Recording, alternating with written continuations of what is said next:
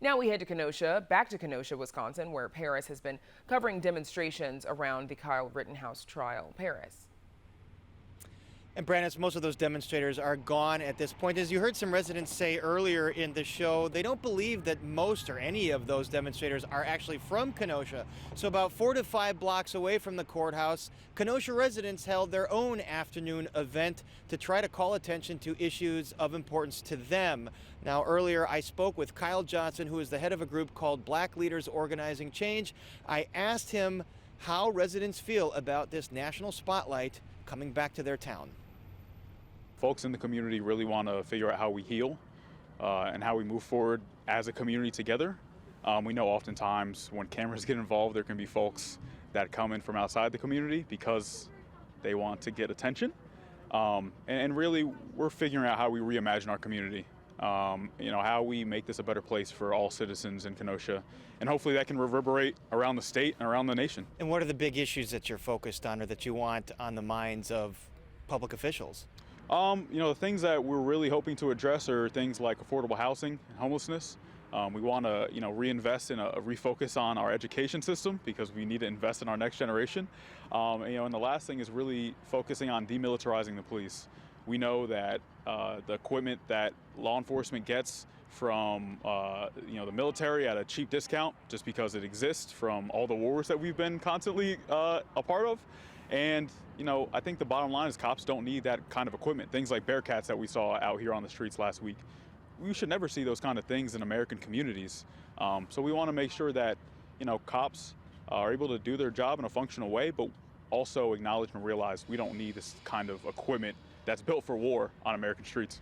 When you see some of the protesters and demonstrators at the courthouse today and what happened last summer, it seems like most people are not from Kenosha that are here making noise. Does that help or hurt the city of Kenosha in accomplishing these goals that you want to accomplish? I know it helps because people care. Folks wouldn't be here if they didn't care. We all know there's going to be some folks that come into the community whenever there's cameras to try to garner attention. We saw some folks from St. Louis yesterday stroll on through. Never heard them talk about Kenosha or how they care for the community before. Don't know their connections to the community, but they were here nonetheless. But we know a lot of folks are here because they do care, and they do want to help us heal. And they do want to help us reimagine how we move forward as a community. A lot of folks are coming up from Racine, and these communities are like sister communities. There's so many ties. Folks live up there, work down here, live down here, work up there. So a lot of folks that are here from surrounding areas and really just want to figure out how we can move together and how we can heal, not only as a city, but as a region. And certainly, no one wants to see the kinds of scenes that we saw last year in Kenosha. Do you feel like the community has made strides in the last year in healing from that? Absolutely. Absolutely. I think you can look around. Last year, you would have seen wooden boards on all these buildings, downtown included. We had a fence around the courthouse that cost $500,000, and we don't have that this year because we've put in the work to try and get folks to buy in about the need for healing and the need for reimagining how we approach things.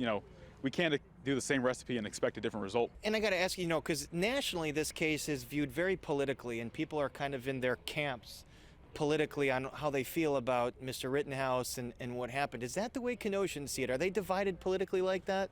No, I think at the end of the day, if there's something that everybody can agree on, and in my communications with fellow community members, my conversations with other folks that live here, we agree that having vigilantes is never the way to go about things. And at the end of the day, we did have a vigilante in our community.